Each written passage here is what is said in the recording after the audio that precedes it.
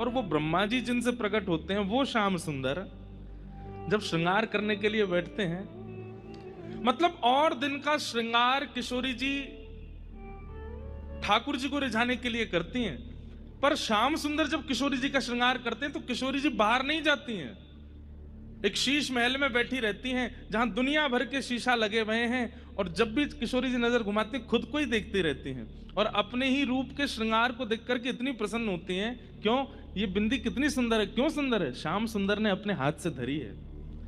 ये केश कितने सुंदर हैं। अरे कहां तक कहें, किशोरी जी अगले दिन जब स्नान के काजे जावे ना तो सब सखीन सो कह दें ऐसे स्नान कर रही हूं कि पत्रावली मिटे नहीं। क्यों? श्याम सुंदर ने अपने हाथ से धराई है। जब तक हो तब तक ये विराजी रहे। इतना प्रिय है किशोरी जी को अपना श्रृंगार ठाकुर जी के द्वारा।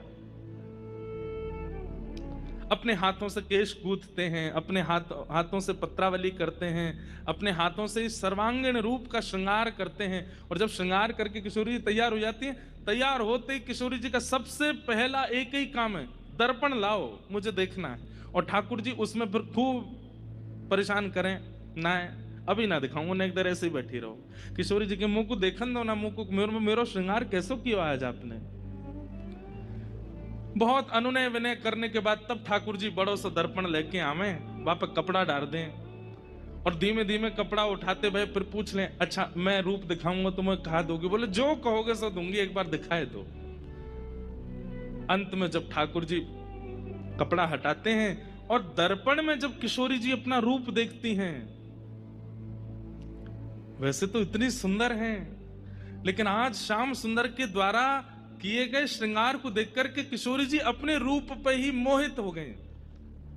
और दिना तो श्याम सुंदर की बलैयां लें, श्याम सुंदर किशोरी जी की बलैयां लें, लेकिन कभी आपने कभी देखा आप खुद शीशा के सामने खड़े होकर अपनी बलैयां ले रहे हो? वाह मैं कितना सुंदर। किशोरी जी के नेत्र सजल हो गए, इतना सुंदर श्रृंगार। किशोरी जी के मन में आयो, ये छवि सदा मेरे नैनन में बसी रहे बस। ये जो मेरो कृष्ण के द्वारा श्रृंगार है ये मेरे सदा सन्मुख रहे, ऐसी मेरी इच्छा है। अपनी बलैयां ले रही हैं, अपनी नेत्रन को काजल धिटोना धर रही हैं और अपने ही प्रतिबिंब को दर्पण में देख करके किशोरी जी बोली, हे ललिते तुम कितनी सुंदर हो।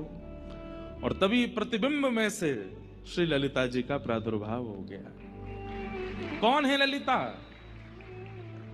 ठाकुर जी का प्रतिबिंब किशोरी जी हैं और किशोरी जी का प्रतिबिंब श्री ललिता जी हैं।